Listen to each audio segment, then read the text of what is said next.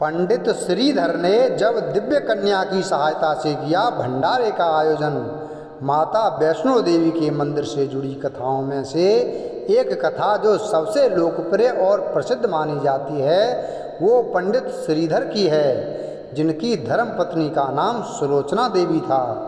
वह जम्मू राज्य के कटरा शहर के निकट एक त्रिकूट पर्वत की तलहटी में स्थित हंसाली गांव में रहते थे। पंडित श्रीधर माता वैष्णो देवी के परम भक्त थे। भले ही वह बहुत गरीब थे, लेकिन माता वैष्णवी की भक्ति में हमेशा लीन रहते थे। उनके अपनी कोई संतान नहीं थी। पंडित श्रीधर की कथा माता वैष्णो देवी की महिमा और उनके चमत्कारिक रूप से प्रकट होने की कथा का एक महत्वपूर्ण हिस्सा है। यह कहानी श्रद्धा, भक्ति और देवी के अद्भुत चमत्कारों को दर्शाती है। तो आइए आज हम आपको पंडित श्रीधर की कथा सुनाएंगे। कटरा गांव में रहने वाले पंडित श्रीधर एक निर्धन और निसंतान ब्राह्मण थे। वे माता वैष्णो देवी के परम भक्त थे और अपनी छोटी सी कुटिया में अपनी पत्नी सुलोचना देवी के साथ रहते थे। श्रीधर की भक्ति अटूट थी, लेकिन उनकी आर्थिक स्थिति बहुत खराब थी। एक दिन पंडित श्रीधर के सपने में माता वैष्णो देवी कन्या रूप में प्रकट हुईं और उनसे बोली कि वह अपने घर एक भव्य भंडारे का आयोजन करें और उसमें सभी गांव वालों को न्योता दें। उन्होंने अपने स्वप्न की बात अपनी धर्मपत्नी सुलोचना को बताई। उसके बाद माता वैष्णवी की ऐसी प्रेरणा और आश्वासन से पंडित श्रीधर ने एक भव्य भंडारे का आयोजन करने की सोची। एक दिन पंडित श्रीधर ने एक बड़े भंडारे का आयोजन करने का संकल्प लिया। उनकी आर्थिक स्थिति ऐसी नहीं थी कि वे इतने बड़े आयोजन की व्यवस्था कर सकें, लेकिन उनकी अटूट भक्ति और विश्वास ने उन्हें ऐसा करने के लिए प्रेरित किया। भंडारा करने के लिए पंडित श्रीधर ने एक शुभ तिथि चुनी और अपने आसपास के गांव में रहने वाले सभी लोगों को भंडारे में भोजन करने के लिए आमंत्रित किया। गरीबी ज़्यादा होने के कारण पंडित श्रीधर ने एक दुकानदार से भंडारे के आयोजन के लिए कुछ खाद्य सामग्री उधार मांगी, जिसे भंडारे के दिन पकाया जा सके और सभी मेहमानों को परोसा जा सके। लेकिन पैसे ना होने के कारण उसने उधार देने से मना कर दिया और लोग पंडित श्रीधर को आयोजन के साधन के बिना भंडारा आयोजित करने का दुस्साहस करने के लिए उन पर ताना मारने लगे। जैसे जैसे भंडारे का दिन नज़दीक आता गया, ऐसे ऐसे पंडित श्रीधर की चिंता भी बढ़ने लगी। भंडारे से एक दिन पहले पंडित श्रीधर को पूरी रात नींद नहीं आई, बल्कि वह पूरी रात इस समस्या से जूझते रहे कि भंडारे में अपने मेहमानों को कैसे ठहराया जाएगा और कैसे भोजन खिलाया जाएगा, क्योंकि उनके पास न तो अपने मेहमानों को ठहराने की व्यवस्था थी और न ही भोजन की व्यवस्था थी।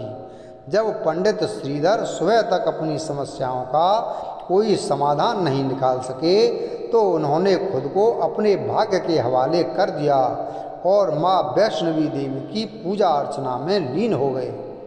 दोपहर होते होते पंडित श्रीधर के यहाँ मेहमान आने लगे और जहाँ तहाँ जैसे उन्हें जगह मिली वह सभी अपना स्थान ग्रहण करने लगे। चौंकाने वाली बात तो यह थी कि पंडित श्रीधर की एक छोटी सी कुटिया में सभी मेहमान आराम से जगह बनाने में सक्षम थे। उसके बाद भी काफ़ी जगह खाली थी। जब पंडित श्रीधर की पूजा समाप्त हुई तो उन्होंने देखा कि इतनी बड़ी संख्या में मेहमान आए हुए थे। वह यही सोच रहे थे कि अपने मेहमानों को कैसे बताएं कि वह उन्हें भंडारे में खाना नहीं खिला पाएगा।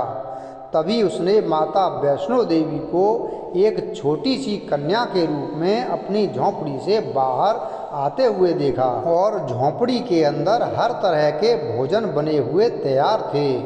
माता वैष्णवी की कृपा से सभी मेहमानों को उनकी पसंद का भोजन खिलाया गया और गुरु गोरखनाथ के शिष्य भैरवनाथ द्वारा उठाई गई कुछ समस्याओं के बावजूद भी भंडारा बहुत सफल रहा। पंडित श्रीधर के इस भंडारे में भैरवनाथ ने उस कन्या माँ वैष्णो देवी से मांस मदिरा की मांग की। कन्या के मना करने पर उसने कन्या वैष्णो देवी से उनकी वास्तविक पहचान पूछी और उनकी शक्ति की परीक्षा लेने की कोशिश की।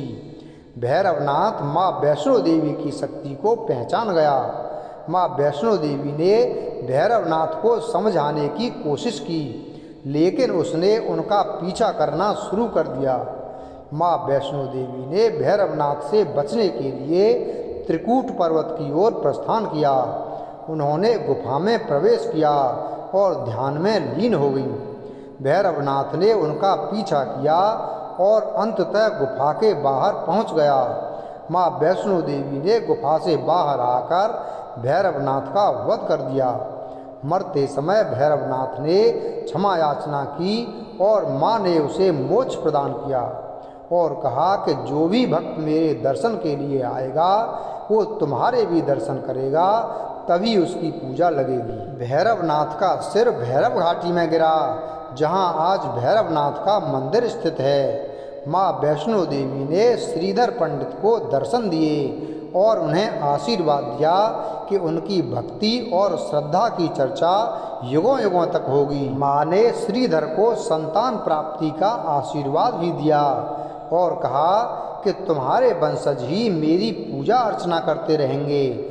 श्रीधर पंडित के घर में माँ की कृपा से सुख और समृद्धि का वास हुआ। पंडित श्रीधर और माँ वैष्णो देवी की यह कथा न केवल उनकी भक्ति और आस्था की कहानी है, बल्कि यह माता की चमत्कारिक शक्तियों और उनके भक्तों के प्रति अनंत प्रेम का भी प्रतीक है। यह कथा हमें सिखाती है कि सच्ची भक्ति और विश्वास से सभी कठिनाइयाँ दूर हो सकती हैं और देवी की कृपा से असंभव भी संभव हो जाता है। इस प्रकार माता वैष्णो देवी की कथा और पंडित श्रीधर की भक्ति का उदाहरण हमेशा से श्रद्धालुओं के लिए प्रेरणा का स्रोत रहा है। हंसाली गांव में स्थित प्राचीन माता वैष्णो भूमिका मंदिर का एक विशेष महत्व है। यह स्थान माता वैष्णो देवी की कथा और इतिहास में विशेष स्थान रखता है। हंसाली गांव, जो कटरा के पास स्थित है, पंडित श्रीधर से जुड़ी पौराणिक कथा का महत्वपूर्ण हिस्सा है। हंसाली गांव में स्थित यह मंदिर वह स्थान है जहां पंडित श्रीधर रहते थे। यहीं से उनकी भक्ति की कहानी शुरू होती है, जो माता वैष्णो देवी के दिव्य प्रकट होने से जुड़ी है। हंसाली गांव में स्थित माता वैष्णो देवी का प्राचीन मंदिर भक्तों के लिए विशेष आकर्षण का केंद्र है। यह मंदिर माता की दिव्य उपस्थिति और उनकी कृपा का प्रतीक है। यहाँ पर भक्त माता की आराधना और पूजा अर्चना करते हैं। वीडियो अगर पसंद आया हो तो वीडियो को लाइक करें, चैनल को सब्सक्राइब करें और बेल आइकन प्रेस करें। धन्यवाद।